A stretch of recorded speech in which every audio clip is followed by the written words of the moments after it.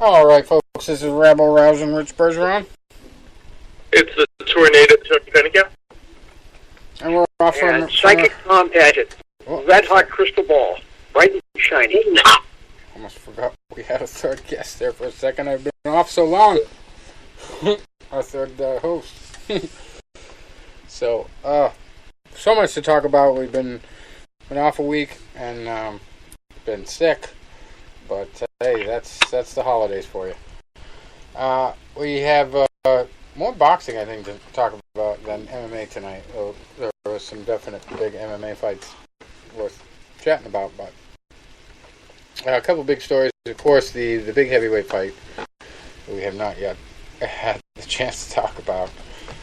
Deontay Wilder versus Tyson Fury, and one of the most interesting stories to come out of this is there's a petition out to if I can find it here, to get boxing judge Alejandro Roshim because of his scoring the fight for Deontay Wilder. Because I mean, there were two knockdowns, obviously, very big knockdowns. One could have ended the fight in the final round. But just tremendous performance by Fury after so much time off. I thought he deserved that win.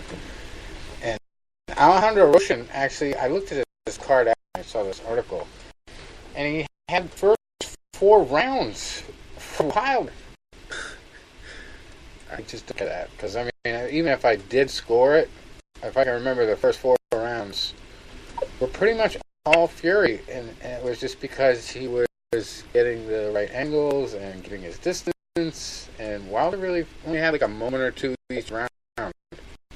So I don't know what fight Alejandro was watching, but yeah, the fight somehow ended up as a draw.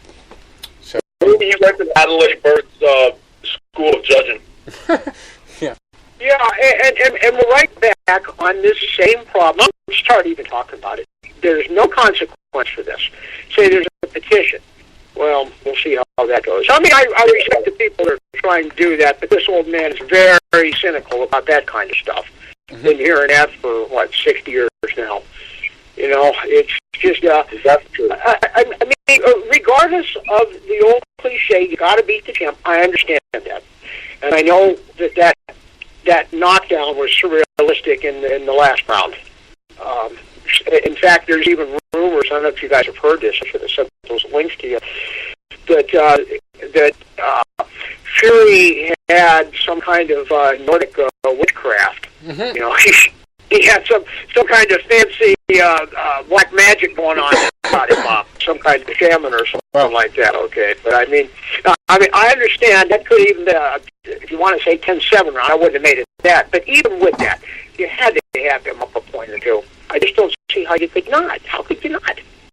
You know, it was funny, because I worked that night, so I didn't get home till late, because that day doing the Christmas trees, I worked an 8 to 5 shift, but then I worked 2 parties, so I finished the tree lot.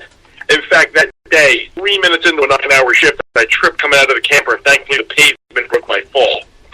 So I'm already bruised and lumped up 3 minutes into the 9 hours. Finished my shift, got a shower, went to the one party with Hank Cisco, the new Rocky Marciano. Went to the party with him, changed into the Santa suit, finished that party, jumped in my car, went to another party. I didn't get home till midnight. But I'm like, you know what? No, I gotta see what's going on in this fight. So by the time I had already went on to, like just an online round by round, recap, they already had Fury ahead. They're like, wow, he's really boxing him, he's using movement, wow, there's not doing anything. They're like, Fury, even if he's not doing much, he's doing more. And he is winning these rounds. Then you see 9th round, Fury goes down in a heap, which you think he really got tugged. It was more of like on top of the head, flash knockdown, knocked him off balance, maybe equilibrium off. I definitely wouldn't call it a heap. No. But they're like, he got up, okay, he's boxing again, blah, blah, blah, blah, blah, blah, blah, blah, blah. Then in the 12th round, Fury's down, this might be the fight. It's like, oh, shit. This should have been a fight. Well, I don't know what possessed him to get up. But, well, you know what? You're right. Seeing that knockout, I mean, he definitely got caught. And what was funny is when we were talking a couple of weeks ago, going into this fight, and I kept saying, I kept having a real strong vision in my mind. Right. And the right hand caused the knockout. It was almost exactly the way it looked to me. Mm-hmm. And I kept seeing the way Steve Cunningham threw that right hand and Fury toppled over backwards. I saw the same thing, but I was obviously much earlier in the fight and a conclusive knockout, not just a knockdown. I saw that right hand, and I saw Fury going straight down. I didn't see the left hook that, also landed. But I saw Fury go down flat on his back, which is what happened. And give him all the credit in the world, for getting up and surviving, because they were saying this fight's over. It should have been. He was out. He was absolutely out, and it reminded me of the time that I got hit in the face with a branch, and I actually went and looked at my wound. Never got knocked out after the actual hit, until I went and looked at my wound and sat down, and then I passed out for like maybe 30 seconds, And when I came to, I had all the energy in the world. It was just nuts. It was like an adrenaline shot. But I had only passed out for like a brief time, so I bet you that's exactly the kind of experience that he had, because his eyes just lit up, and then all of a sudden, boom, he's standing, and he's walking forward, and then he starts clubbing freaking Wilder down. That was the crazy part. It kind of reminds me of a fight about 20 years ago between Tommy Morrison and Ricky Roddick. And it was a back-and-forth fight, and two big punches with weak chins, which usually makes a pretty entertaining fight. And Tommy looked like he was running out of gas. He's on his heels. Roddick's pressing the action. Tommy throws an amazing left hook, and it looked like a bolt of lightning went through Roddick's body. His arm shot up in the air. His whole body collapsed. He is out cold. But the shock of hitting the ground woke him up. Same thing with Larry Holmes and Ernie Shavers. Holmes was out when that punch landed, and the shock of hitting the ground actually revived him. Remember that, Tom? It's almost like he hit him too hard. Yeah. I sound crazy saying that, but had he hit him a little less hard, because I remember Holmes got up and he staggered like a drunk in my neighborhood bar, ran right into the post and somehow kept going. But you're right. That was, and I remember that Razor Ruddock situation. It looked like he was dead. It really looked like he was dead there for a second. My God, I mean, a huge man like Razor Ruddock. Whew. And you're absolutely right. Yeah, and I actually thought that Wilder displayed the kind of body language that Rampage Jackson displayed in the fight that he thought he lost. Rampage was a little worse, because Rampage slumped against the cage after the fight, and I think it was with Lyoto Machida. I don't know, it was one of his fights that was controversial that he won and he should have lost. And so he goes back to the cage and he slumps against the cage, his head is in his hands, and they announce the win for him. And all of a sudden he's ecstatic. Well, Wilder, even though it was a draw, in the post-fight interview was just very down on himself. He kept saying, I was forcing my punches. That was my problem tonight. I just couldn't settle down. I was just all the time trying to force my punches, and it just never clicked. So his rhythm was off, is what you're saying. To put a point on that, sometimes when you're when you're an athlete at any sport at any level, you can have events, fights, games, whatever, that maybe you won, or maybe you're right, it turns into a tie, or a draw or something like that, but you actually feel down on yourself. I know I had a fight one time, and it was a guy that I should have just went out there and waylaid, and I got thrown off my game early into the fight, and I think it was like he went through a combination. He had a real awkward style. Like, it was almost like he would punch down, but almost with the palm of his hand. He wasn't a good boxer, but he had this real weird style. So I started, doing like a Joe Frazier kind of bob and weave, and the referee warns me for bobbing too low. So like 5 seconds in the fight, I get a warning. Then I land a right hand up the top of his head, but our feet angle, and he goes down. They call it a slip. So now I'm getting really frustrated. And he was throwing all these weird, wild punches, and it was really frustrating me because it was so hard, and it was so awkward. And I just started fighting a very methodical fight. And from the second and third round, I started bringing it to him. But it was like a fight that I won the decision, but I didn't feel like I won. And I was so mad. I had to confirm. I wanted the rematch. I won. I'm like, no, put him in there again. I'll fight him right now. It was like a Creed after the first Rocky. Put him. We'll finish it right here in the hospital lobby. Because you went in there with such high expectations. This is your coming out show. This is a chance for you to really, embarrass this guy that talks so much shit. And first of all, a lot of people didn't think you won, even though you scored the knockdowns. So now, even with the draw, even if he would have won, he would have felt down on himself. Right. Well, I mean, obviously, he guarantees a rematch, so you wonder how much the promoters had to do with it. Yeah. It was funny because before the decision even got announced, I was on that, following it live online, and someone goes, "This fight will be a draw. Watch." Well, remember my crazy idea for Pacquiao versus Mayweather? I thought that would be a draw so that they could do the rematch, and it turned out this one was the heavyweight version of my prediction for that one. But it makes sense, it makes sense that it would be pre-planned if they could have one judge, and they knew the other two judges were going to go one way. I don't know. But the British judge scoring in a tie is the killer, because, who would suspect that? Yeah, right. Who would even suspect that? Like, that's crazy. But, that's the other part of the thing that makes me think Frank Warren had more to do with it than anybody else, because he's got a ton of money. And, he's bringing his guy over to the UK. So, if he wants to take this fight, who knows if he can make an arrangement with somebody so that he guarantees at least a draw if he's going to take this fight. And then he lets his guy take this fight in America, knowing that it's going to come back to the UK for the next one. It's shit like that could legitimately happen.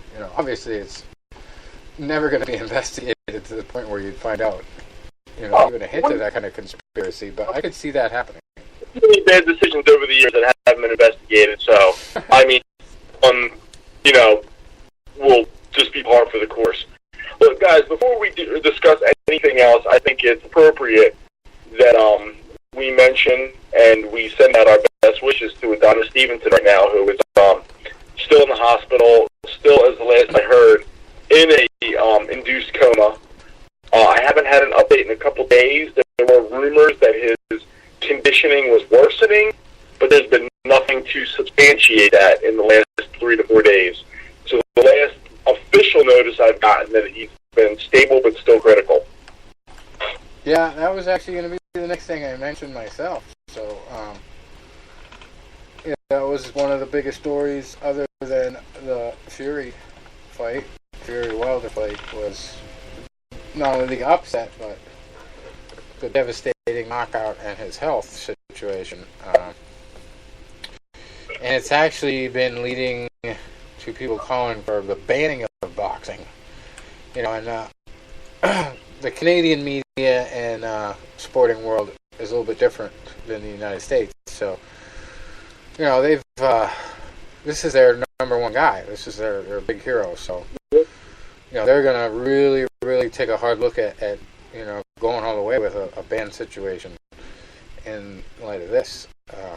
This is just a big time hero. They really they set him up with a great career up there. He's knocking everybody out, or at least, dominating decisions. They seemed to pair him up with some people that he could beat over the years, and then now they put him in against a young guy who was, didn't have a lot of fights, but was undefeated. And he was 16-0 with 13 knockouts, and I didn't get to see the fight because, like I said, it already happened. While I was out working those parties. But when I first got home, now a lot of people with Adonis Stevenson is a polarizing character. Either you like him or you don't. And I know a lot of times people have criticized him for his attitude. They got on his case because it looked like he was avoiding Sergey Kovalev for the longest time. Kovalev was calling him out. So either you loved him or you didn't. And I remember one person posted after he got knocked out, like, "Oh, good, he got knocked the F out, whatever."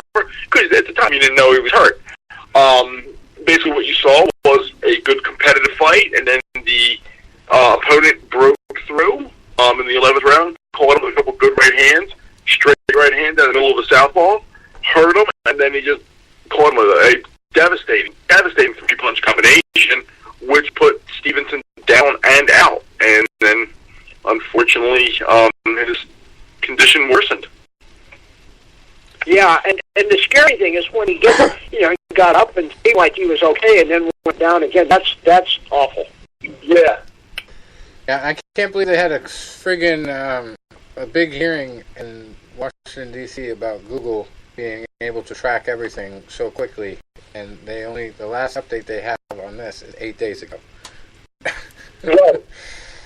Get it together, Google. But 8 days ago, they did say that he was stable but still critical after suffering a traumatic brain injury. He did have emergency surgery that probably saved his life, but he was still in a coma at that point, and I believe it's whenever you get into that situation, 9 times out of 10 they put you in that coma on purpose. Right.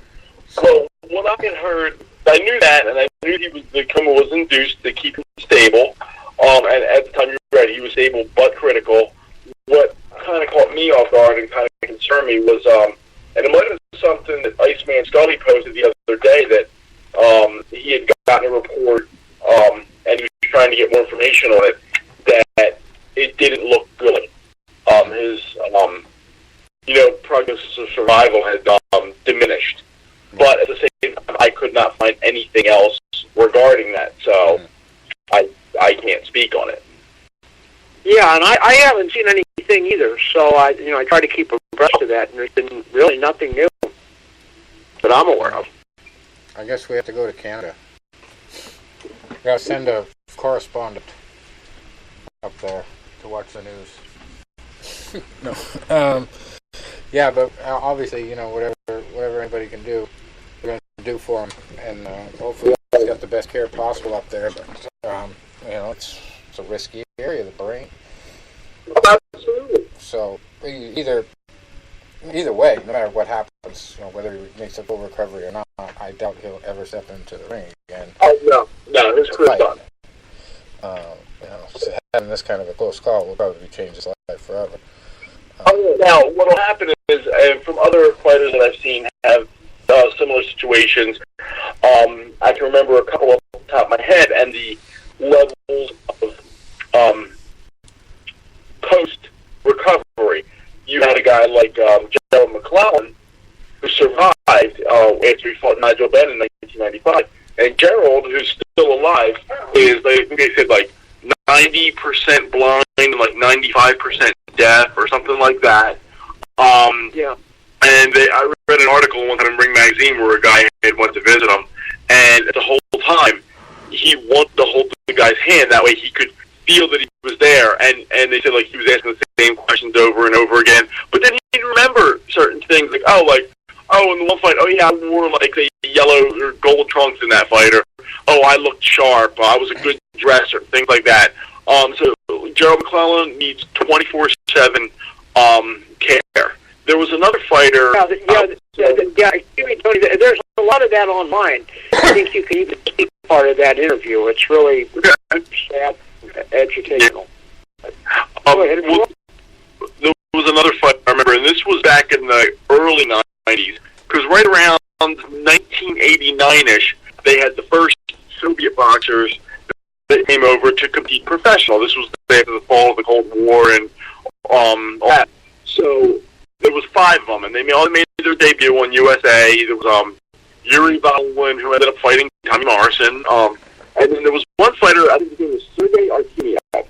And he was a good fighter, and about a year or 2 into his pro career, like the first year on USA, they fought all guys in 4-round fights that they were going to knock out. These were showcase fights, and they did. Then this fighter, Sergey Artemiev, was one of the more promising of the group, and he was moving up the ranks, and I think he fought a guy named Carl Griffith. I think it was Carl Griffith.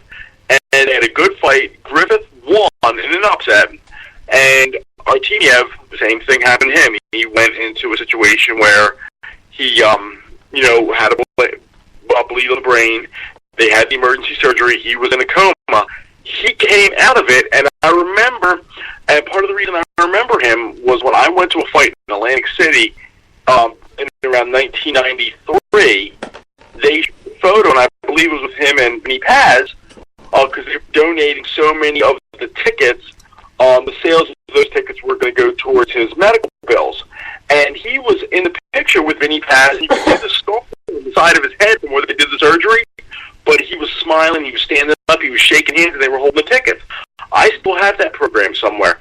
And he made a very, almost complete recovery, where he showed little signs of, the damage. Other guys, Pritchard Cologne for another one.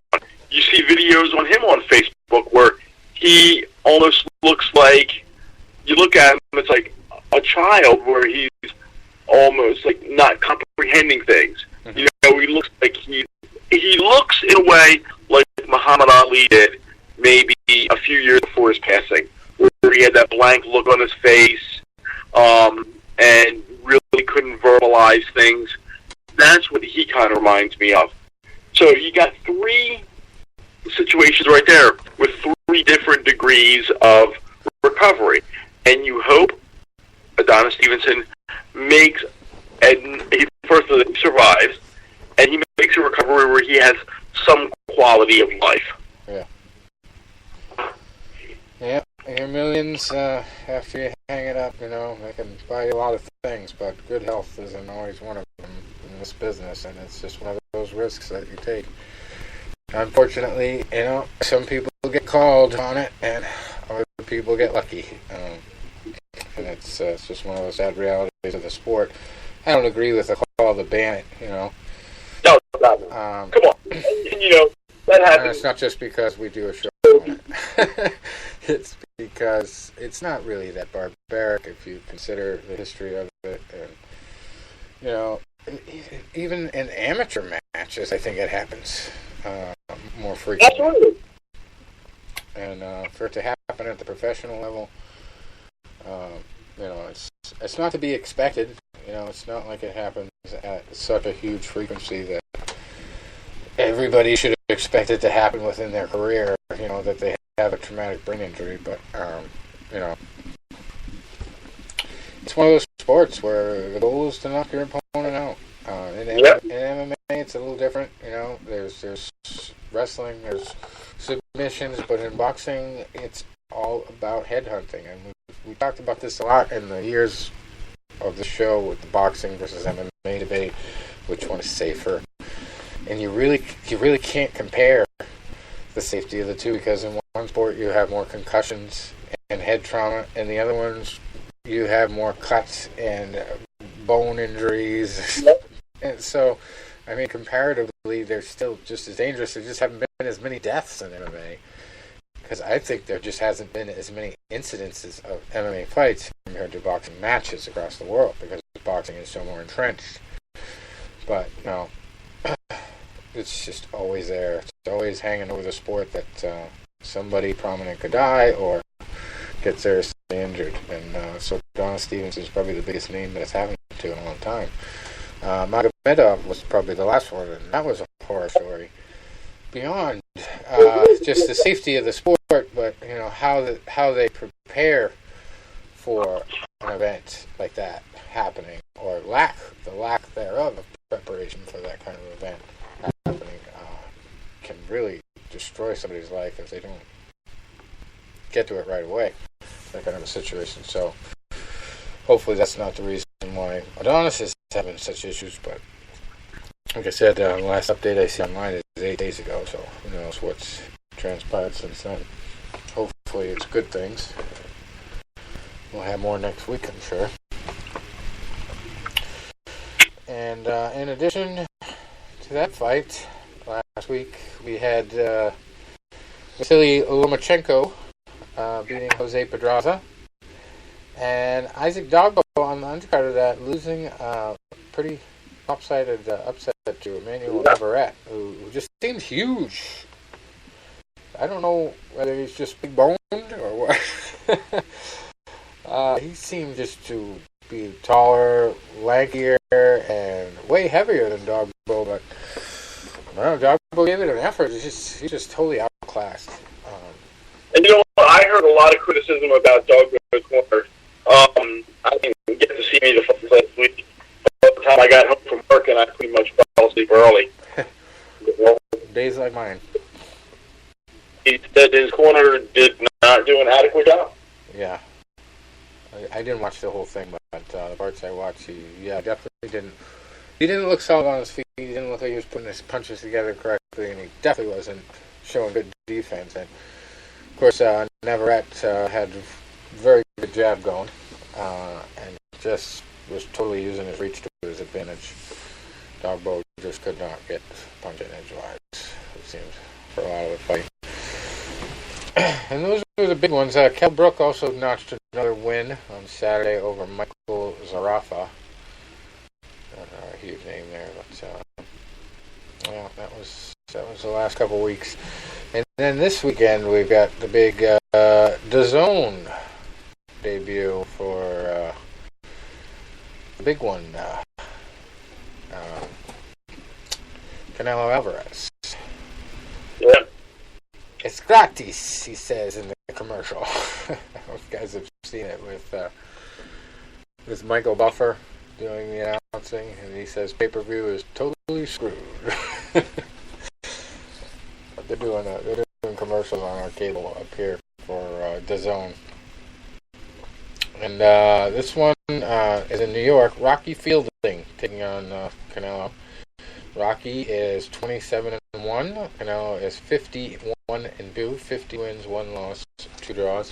This one's for the WBA World Super Middleweight title, and Fielding really has half the fights pretty much, but just 1 loss as well. So who knows what kind of a chance he has here? But you gotta love the name, Rocky. Right. That's his real name, I guess. That's not his nickname. It's Rocky. Co-main event there is Tevin Farmer against Francisco Fonseca. Tevin is 27-4-1. Fonseca 22-1-1. That one's for the IBF, or the International Boxing Federation. Yeah, IBF World Super Featherweight title. And then feature bout on the card, couple ones.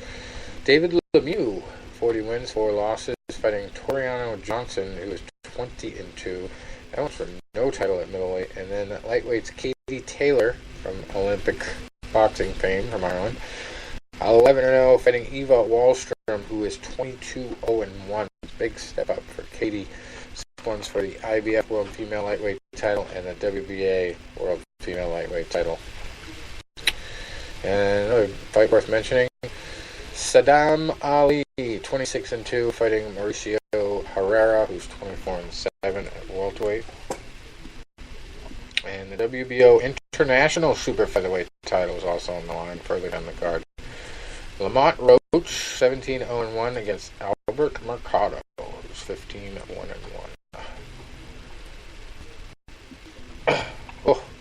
Definitely got the mismatch of the week in Venezuela. The Venezuelan flyweight title here is up for grabs. Josper Perez comes in at 13-1. His opponent, emphasis on opponent, Alexander Guaracuco. All right, Guaracuco is 115-2. Fighting for the title. How would you like it if that guy wins? Two draws. 115-2, and he's got the Venezuelan flyweight title. What do you say to the number 2 guy or number 3 guy on that Venezuelan top 10 flyweight list? Maybe start eating your way up to bantamweight. We also have a Jesus fight on the card as well. Super flyweight. We got super lightweights. Jesus Correa, 9-0. Jesus is undefeated on this one. He's fighting Esteban Alseco, who's 2-10. So Jesus has a very easy fight for once this week. Not a lot of easy fights for Jesus out there. Anyway, what else we got going on? Dennis Hogan fighting in Queensland, Australia. 27-1. Fighting Jamie Weech, who is 12-2 for a couple titles. Obscure ones, but titles. At Super Welterweight. International Boxing Federation Pan-Pacific Super Welterweight title and the World Boxing Organization Intercontinental Super Welterweight title. We got Rohan Murdoch. How about that for a name? Fighting at Super Middleweight. He is 23-1, fighting Rolando Wencelaslo Mancilla, who is 14-5-1 in the co-main event. That's a heck of a name there. That's for the vacant World Boxing Organization Oriental Super Middleweight title. And then this is a horrible name for a boxer, even if it is female. This is a Super Bantamweight fight. Deanna Hobbs, that's not a bad name. 7-0, fighting Baby Nansen. That's her name, Baby Nansen. 7-3-1 for the vacant World Boxing Organization Asia Pacific Female Super Featherweight title. Yeah. Just go beat that baby. That's what people will be saying. That's not good luck for this sport. And then over in Belgium, we got an interesting main event at cruiserweight. Riyad Murhi, 26-1 at cruiserweight, fighting Samuel Clarkson, 21-4 for the vacant WBA International Cruiserweight title. And nothing too great on the rest of that one. Let's see what else we got. Alright, and then we go back to Canada. Samuel Vargas in the main event up at Toronto, Ontario, Canada. At Coca-Cola Coliseum. Samuel Vargas is 29-4-2, fighting Gabriel Adrian Pereiro, who is 27-0 for the NABA welterweight title. Then we got middleweights. Steve Rolls, 18-0, fighting Keandre Leatherwood, who is 21-5-1. That one's for the vacant USBA middleweight title. And then Patrice Volney at middleweight, 12-0, fighting Ryan Young, who's 12-3 for the NABA middleweight title and the World Boxing Organization NABL middleweight title. Also on that card, Thierry Jean, 30 wins, 2 losses, 1 draw, fighting No Nunez, who is 18-6-2. Nope. Thierry Jean. He hasn't fought in a long time, I think. A couple years, maybe. I don't know. Let me check his record. So it's been a while. Anyway. That's that one. There's some stuff going on in China. Nothing exciting. Let's see what else is out there. Karo Marat back in action in Hamburg, Germany at light heavyweight. 32-3-1, fighting Sven Fornling, who's 14-1 for the IBO World Light Heavyweight title. Also in that Germany card, we have Sebastian Formella, 19-0 at welterweight, fighting Batul Ushona, who's 36-6-1. And then Jürgen Brammer, big German favorite, 49-3, looking for his 50th win again here. He is fighting Pablo Daniel Zamora Nieves, who is 33-16-1. And then there's a bunch of Ishvilis for the rest of the card. Literally, it's like 4 of them. Anyway. About does it, I believe, for this coming week. Big Saturday fights. Oh, nope. Almost forgot the big one. Down in Christchurch, New Zealand, heavyweights, Joseph Parker fighting Alexander Flores. And I don't know what number he is on the contender list. He's probably slipped a couple of notches. But Joseph Parker is still kind of title contention area. 24-2 if he dominates this fight, of course. People will talk about him a little bit more. But Flores is going in for the upset. We actually posted a blog on this last couple of days. He is 17-1-1, and doesn't look very intimidating, but I'm sure he can be if he wants to be. And it's a big fight for both of them, so we'll see how that goes. So the co-main event is heavyweights. Junior Fa, who is 15-0, fighting Rogelio Omar Rossi, who is 20 wins, 6 losses, 1 draw. But yeah, Joseph Parker, I really didn't like his style when I saw him against Anthony Joshua. Just didn't seem to impress me much at all. It just seemed very small for a heavyweight. So, who knows? Maybe he's learned his lesson, changed his game. I don't know if I'll see any highlights myself, but I'll definitely read about it.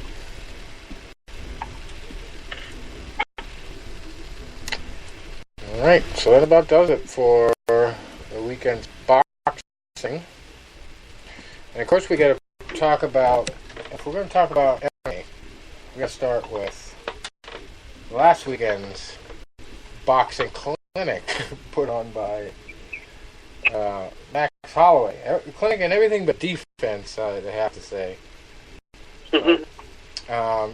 Sometimes in boxing, Tony, like Floyd Mayweather does, you put your face out there, you bait people in, and that gets them to come in close enough so that you can land 4 punches to their 1. Yeah. So that's pretty much what happened this weekend. And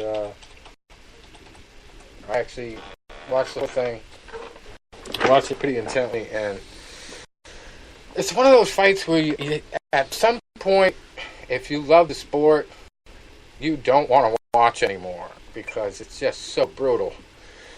And actually, the announcer said it best when he got back to the corner at the end of the 5th round, or the 4th round, going into the 5th, and he said, this is the kind of fight that impacts your career.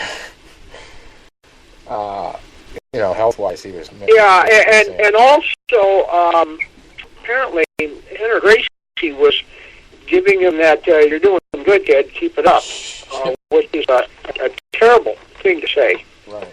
A terrible situation like that. And then Henry appeared like he was almost upset that the doctor stopped the fight. I mean, I'm anything but a quick-stop guy. I'm very old school, like you guys are, but there does come a time. Oh, yeah.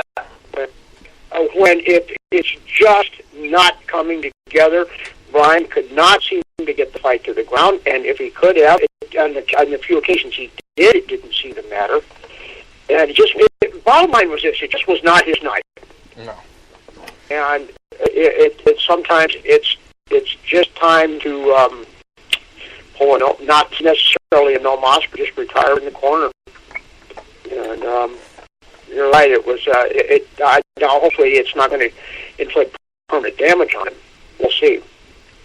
Well, I mean, I don't think he was ever literally close to being absolutely out on his feet. I think it was just more the succession of punches and the damage to his facial tissue I was more concerned about than anything, especially that one eye that blew right up. Because I don't really think the punches were like concussion hard. It was just the punishment over time and just that beat up tissue. Right. The volume, and I want to see how he'll bounce back psychologically from this. I mean, he is a young guy. He seems like he's very positive oriented, but sometimes a bad beating can change a lot. Oh yeah. Yeah. And Ortega had his moments. He was fighting back at certain points, but it just, like I said, it was volume. And Holloway was so brash and so brave. He stuck his face out there. He let himself get hit a lot. But then, you started to notice at a certain point in the fight where he was adjusting the bridge of his nose, and you could tell it either had been cracked or broken. And that's when he really started thinking to himself, I got to end this, because if not, he's going to catch up.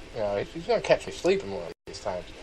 So he actually looked over to Joe Rogan and he motioned, this round he's going down. So that fourth round, he literally did whatever he could to end the fight. And I don't really think he was even putting 100% behind some of his punches, because he knew it was close. But at the same time, he knew he just told Joe Rogan he's going to end this fight, so he's got to back up the hype. And he really did take way too many punches than he had to, but he was trying to put on a show. He was doing the Dana White thing that's always being encouraged, you put on a show. So I think it was bad for both guys in that respect, because here you have one guy, obviously dominating the fight and looking good, but at the same time, like, he's purposely taking punches just to be the brash, in-your-face, tough guy that the UFC is molding everybody to be. And it's kind of a sad spectacle in the sport that he's doing that. But he might not even be knowing he's doing it because they've set it up to be like that in the sport and in this league.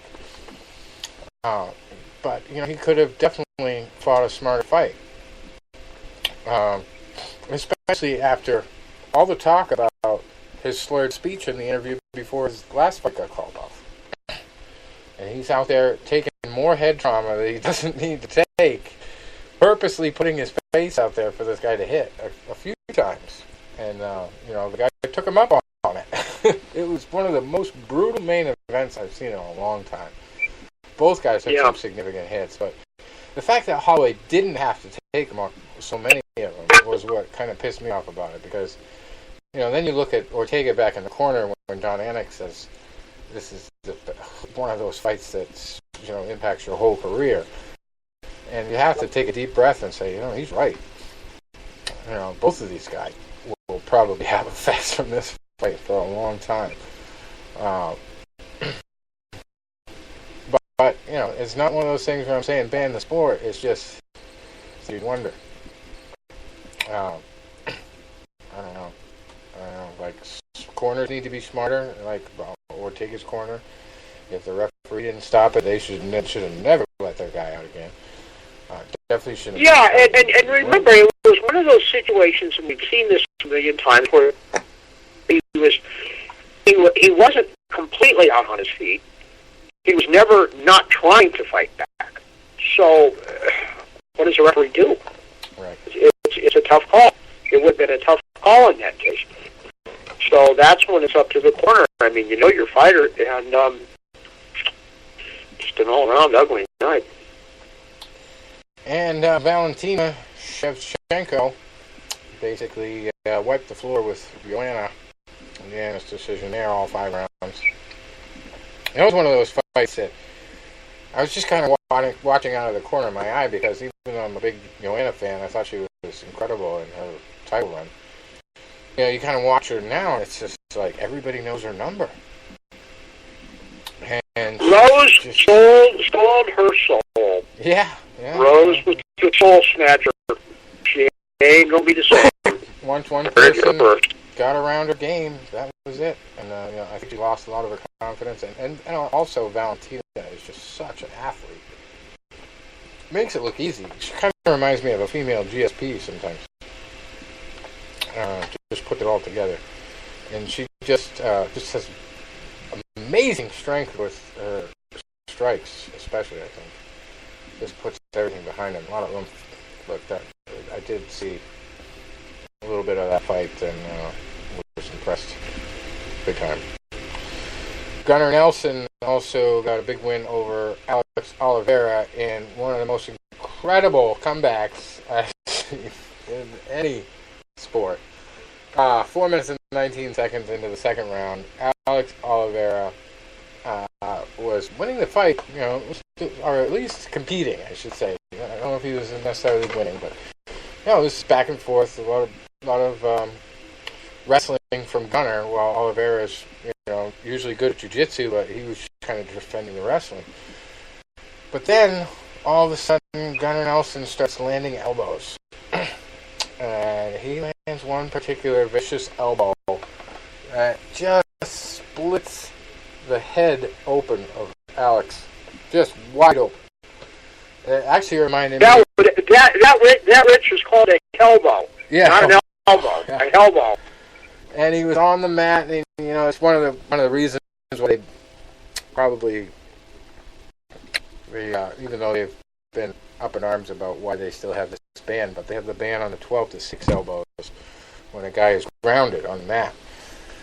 You can't throw a 12 o'clock to 6 o'clock elbow straight down on him. But the other ones are just as brutal if you do them right.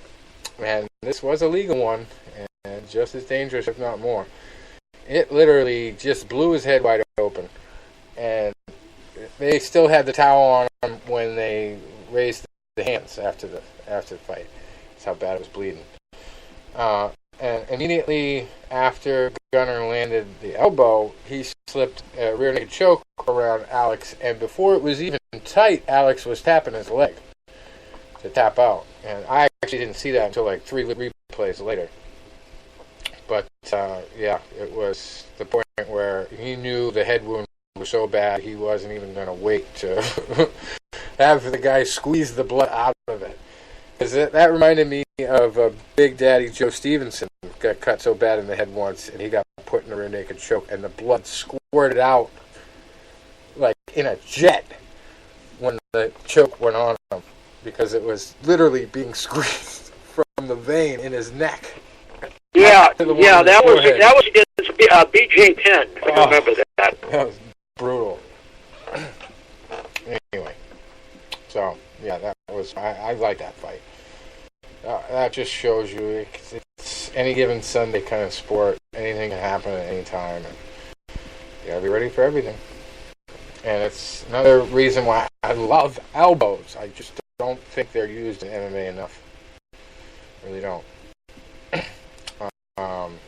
Guys, when I started training to even think about doing MMA, and just decided, all right, well, I'm not just going to stick to boxing for the rest of my life. I'm going to try mixing this stuff up. The first thing I wanted to do is like box with my elbows, hitting the bag and stuff. And I just watch fights all the time now, and I just wonder why guys don't throw elbows more. I understand there's so much more to train on, but man, I just see so many opportunities for guys to land beautiful elbows, and they don't. Anyway, Hakeem Dawodo beat Kyle Bochniak in sort of a weird split decision there. I kind of watched a little bit of this fight, not really a lot of it. But my cats loved it. My cats were smacking the screen while this was the first fight on the feed, so I had that laptop open, and my 2 cats were whacking Kyle Bochniak. Well, I think the male was, anyway. Tyson. He was doing his boxing training, because Bochniak was warming up in the corner, bouncing up and down, and Tyson was just whapping him right in the face over. So at least he knows the head hunt. Anyway. Thiago Santos also got a big win over Jimmy Manua. Sort of a back and forth little brawl going into the second round. 41 seconds in, Thiago got the knockout. That was an impressive one. And then Nina Ansaroff got a unanimous decision win over Claudia Gadella. Before that, Gilbert Burns beat Olivier Aubin-Mercier by unanimous decision. We had Elias Theodoro beating Eric Anders by split decision. Brad Katona over Matthew Lopez by unanimous decision. Diego Lima back on the winning track against Chad Laprise with a 1 minute and 37-second knockout. Those are big fights tonight there. I know this was from a while back, but I wonder when his last fight was. I clicked on his record, but I didn't look at it until now. It was actually only in September. He did a TKO over Abraham Gomez. But before that, he hadn't fought since 2016, so he did take a couple years. this off. A couple years.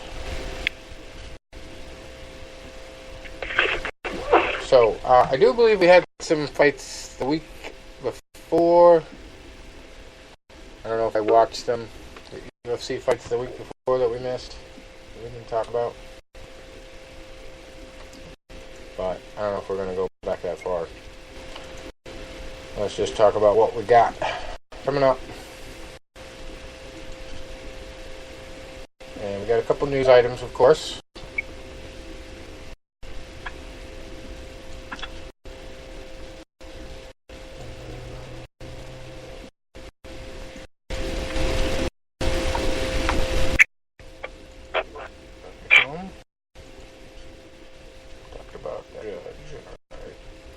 And we mentioned BJ Penn just a minute ago against Big Joe Daddy Stevenson. Now, BJ Penn is, I believe, talking about he just signed a contract extension, or he's in the process of finalizing a 4-fight contract extension to UFC.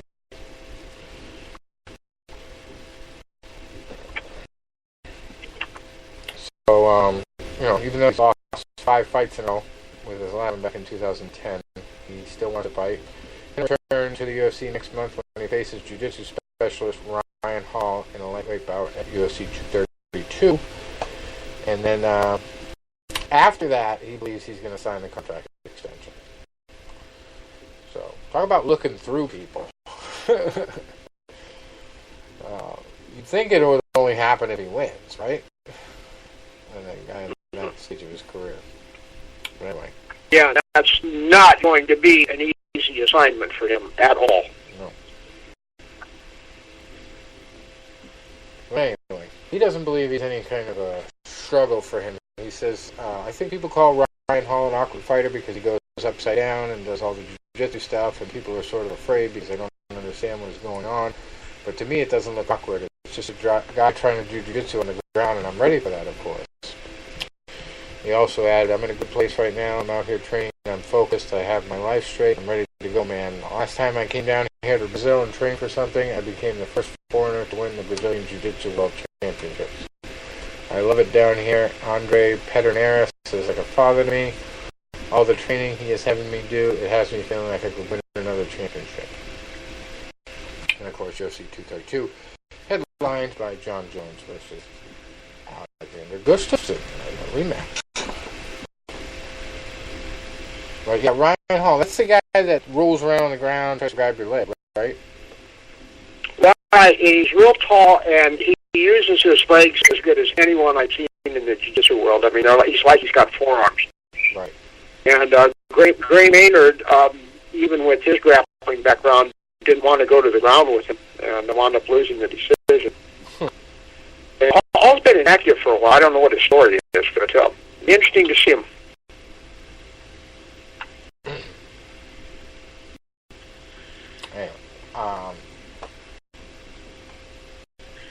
Another news, UFC has indefinitely postponed a pay-per-view event previously scheduled for January 26th in Anaheim, California. UFC 230. They apparently could not put together a main event for what would have been the first pay-per-view show of 2019. They were originally going to put TJ Dillashaw versus Henry Cejudo in that slot, but that bout was moved 1 week ago to January 19th to headline a fight card in Brooklyn, which would be the first UFC on ESPN setup. So, several bouts originally announced for UFC 233 will have to be rescheduled for other cards. So we'll see what happens with that one. That one came out recently, last night. Also, I have a statement. California Commission and the U.S. ADA butting heads on jurisdiction in the John Jones case. This is from MMAfighting.com. John Jones had his mixed martial arts license reinstatement hearing Tuesday, yet some of the things expressed during the California State Athletic Commission meeting left Jones and his doping case as almost an afterthought. Jones had his license temporarily given back in a unanimous vote by the commission, will be clear to fight Alexander Gustafsson for the UFC light heavyweight title at UFC 232 on December 29th in Las Vegas. Jones tested positive for the banned substance turinabol in relation to UFC 214 in July 2017. And he's going to do community service with the Brazilian Jiu-Jitsu youth group, and he fulfilled the $205,500 fine given to him when his license was revoked by the Athletic Commission in February. But a big part of the hearing focused on the USADA, the anti-doping partner. Andy Foster, the executive officer of the Athletic Commission, surprisingly stated that he no longer wanted the USADA to adjudicate potential anti-doping violations relating to cases in which California holds jurisdiction. He said he had concerns about their process, saying that Jones should not have had to deal with separate CSAC and USADA cases. And this has been a change. This has marked a change of philosophy for Foster. And when Jones had his license revoked in February, CSAC did not even set a suspension length. Foster said he would defer to USADA in that regard. So now he's saying he doesn't want anything to do with USADA. Kind of crazy. He's been in controversy before, so not new to him. Jones got a 15-month suspension in the end, with an arbitrator shortening USADA's original 18-month suggestion by 3 months. So they shortened it. So during that hearing, Foster said he was wrong to deter the state's ability to sanction to an agency that has a financial tie to the UFC. No, that he was wrong to defer the state's ability to sanction to an agency that has a financial tie. So he said that we had executive discretion granted by the legislature of the state to a third-party drug testing company paid for by a promoter. It's a good thing. You heard me say the UFC has done many great things by cleaning up the sport by hiring USADA, by doing these things. But the penalties, in my view, are not always consistent. And in any reason, it causes more burden for the fighter. They have to adjudicate with the commission, and they have to adjudicate with the USDA, ADA. Sometimes these are the same, sometimes they're not. I say that because the process needs to be fixed. John Jones should not have had to have been here twice. He should not have had to go through his USADA process, in my view. He should not have got his 15 or 18 months back in February, because whether I think he meant to cheat or not, he had it in his system. Nobody is disputing that. He's getting in trouble. He paid a hefty penalty for that substance in his system. We have to talk about Jones's opponent, Daniel Cormier, a little bit in this thing. There has to be justice for him in this sense. So anyway. Here in California, he says we have sole jurisdiction. I just need the results. Collect urine, send me the results. We'll take it from there on our licensees.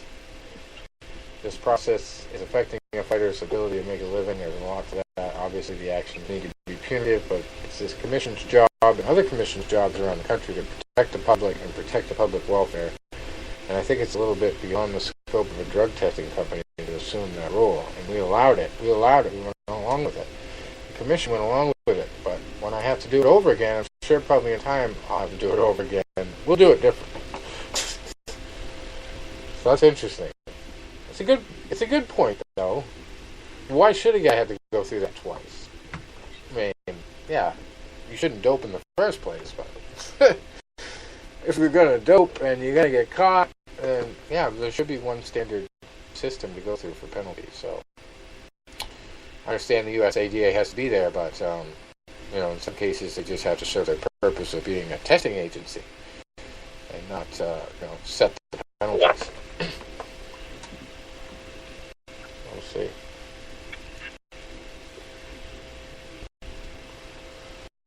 Here's a wrestling story. Wrestling anime story here. Jack Swagger making his Bellator debut. Oh, that's good. He's been set to debut in MMA for a while, but now his debut fight has been finally announced. He's now showcasing his fighting talents in front of the world at Bellator. Darren Young had more to say about his upcoming fight. A colleague of Swagger's from WWE. He said Jack Swagger was a WWE superstar long before he made. Oh, this is in the article. Long before he made overtures about starting an MMA career. He left WWE when his career was not heading in the direction he hoped. He signed with Bellator in 2017, and he expected to make his debut at some point this year, but unfortunately didn't take place. Instead, he's been booked to make his Bellator and MMA debut at Bellator 214 in early 2019.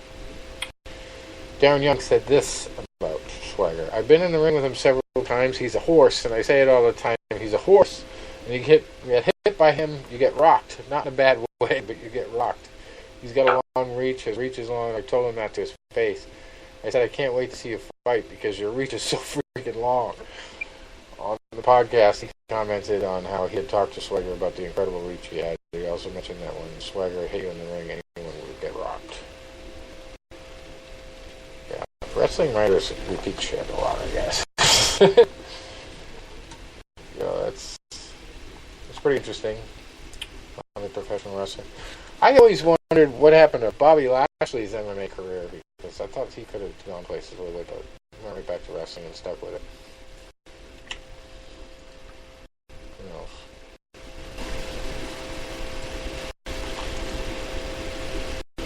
Oh boy.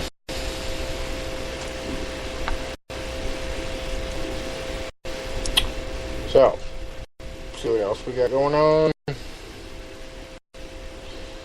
UFC on Fox 31 coming up on December 15th this weekend. Today's the 13th, right? Thursday the 13th? Yeah. So, Yeah. I should know that's my mom's birthday. Oops. So, yeah, Saturday.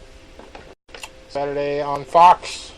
We got the big main event rematch. Kevin Lee versus Al Iaquinta. And Iaquinta got the best of Kevin Lee first time, but Kevin Lee is convinced, in his own head at least, that it's going to be completely different this time, and Al is going to be relegated to the preliminaries from this point on, he promised.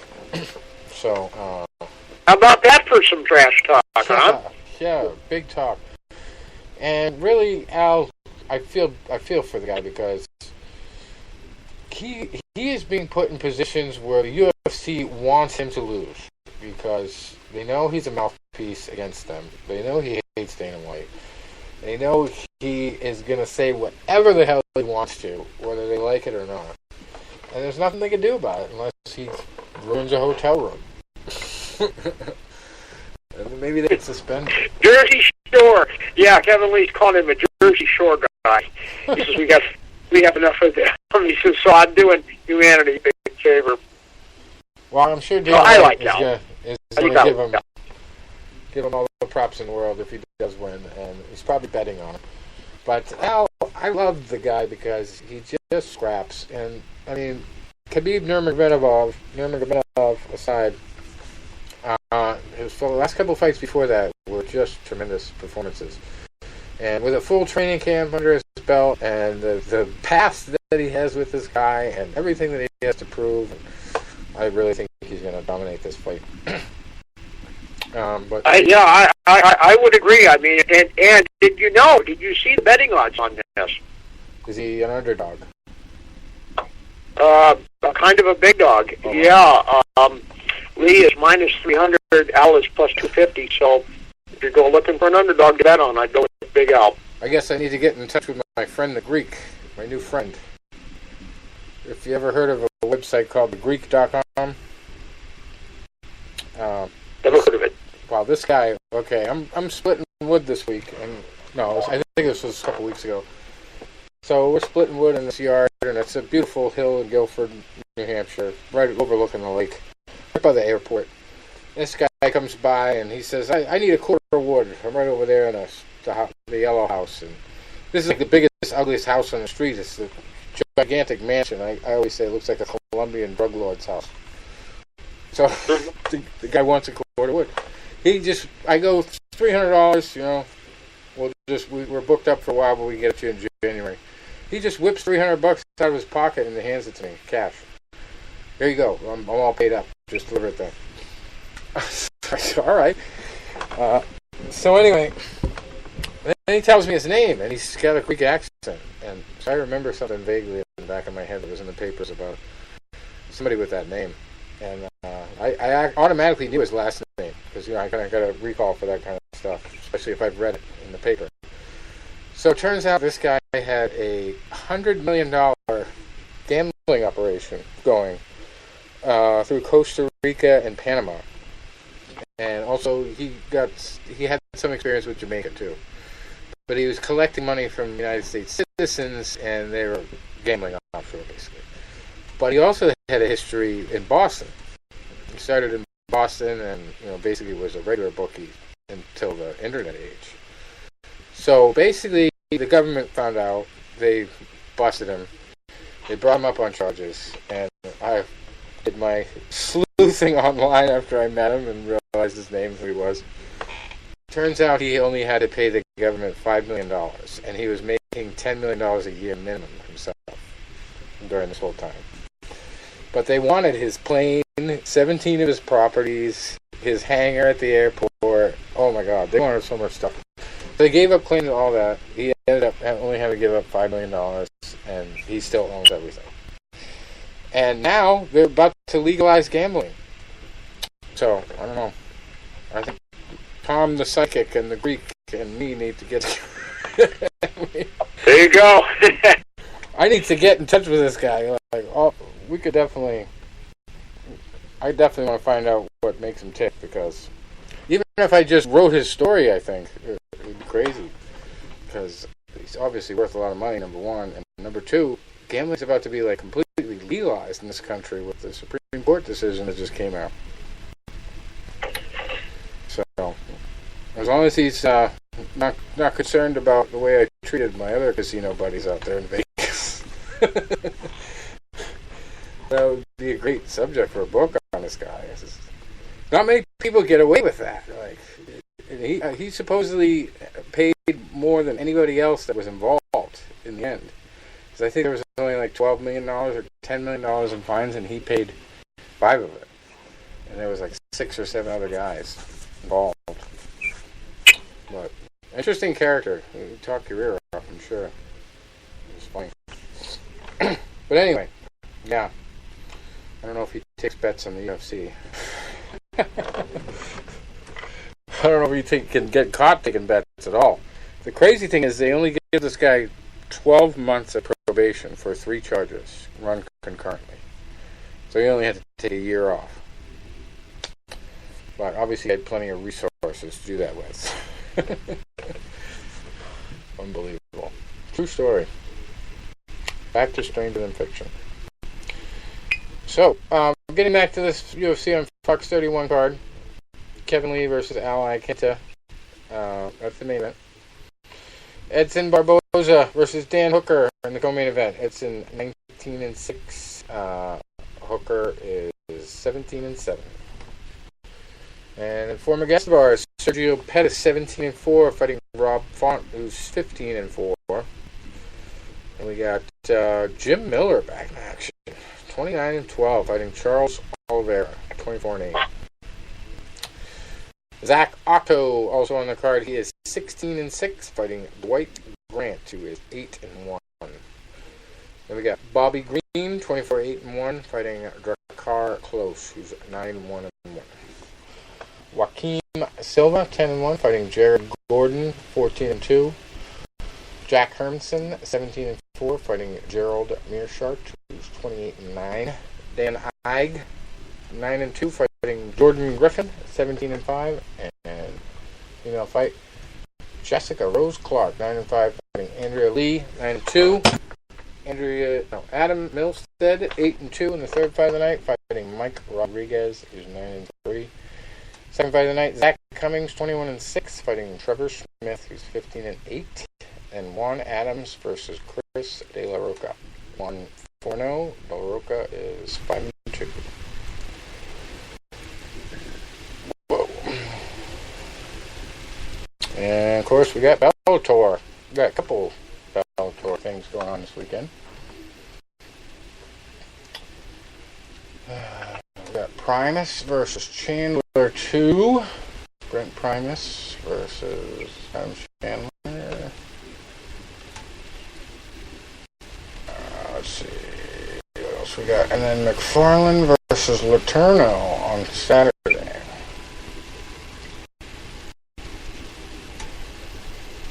Michael Chandler, I should say.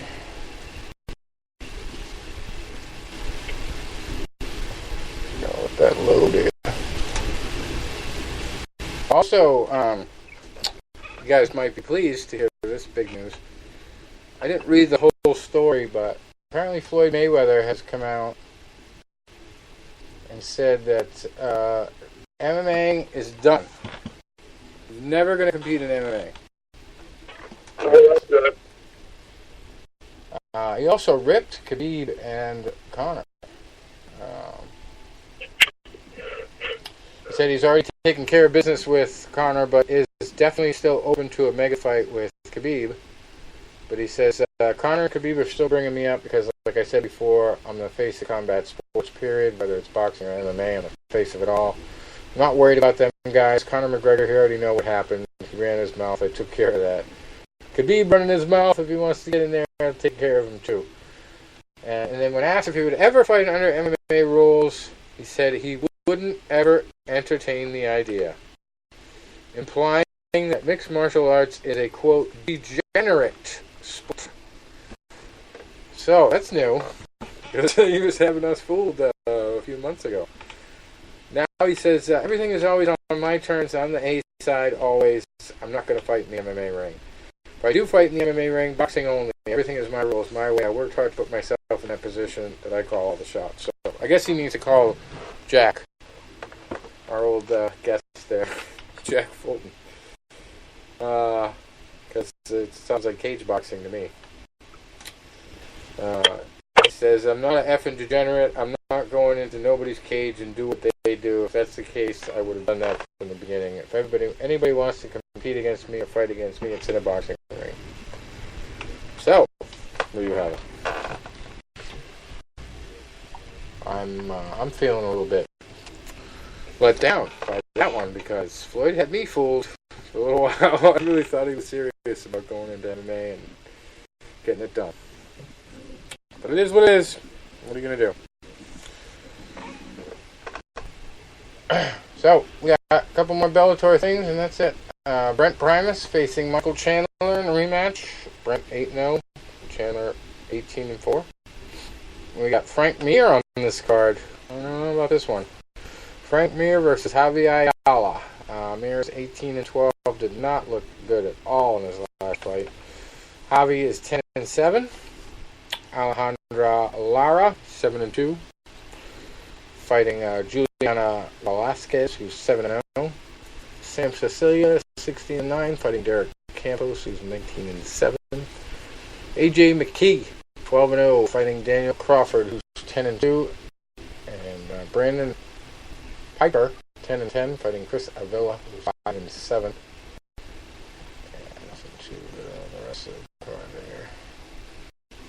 And we got on Saturday out in Honolulu, we got Lima Lee McFarlane in the headliner against Valerie Letourneau. McFarlane is 8-0, Letourneau is 10-6. Then we got Lyoto Machida making his Bellator debut against Rafael Carvalho. Machida 24-8, fighting Carvalho's 15-2. And Neiman Gracie. That should be a good fight. I'm looking forward to that one. Oh, definitely. Neiman Gracie versus Ed Ruth as well on that card. Both of them That's really an exciting fight. Yeah. When you look at it, it's kind of like an old school throwback because you've got Ed Ruth from the Penn State Division I All-American wrestler, and Neiman Gracie's been tapping everyone out. No one can last with him on the ground, so that's even more exciting. And then we got Liam McGeary looking to get back in the title contention with a big win over Muhammad Lawal. We'll see how that goes. Mo Lawal 21-7 coming in. McGeary 12-3. And nothing outstanding on the rest of the card. Just a regular card. And that's about it, I guess, for this week. A lot of stuff to cover, but we covered it quick. Well, we're good like that. Yes, we are. I'm sure I'm going to remember something I forgot. Like an hour from now. That's how it goes. But, good stuff.